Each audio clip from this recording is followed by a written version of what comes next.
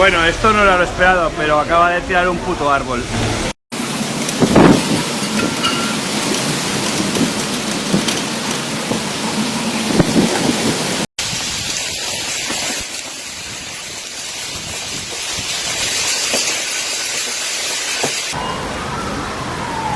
que Pedro está hablando. Mira cómo están los coches.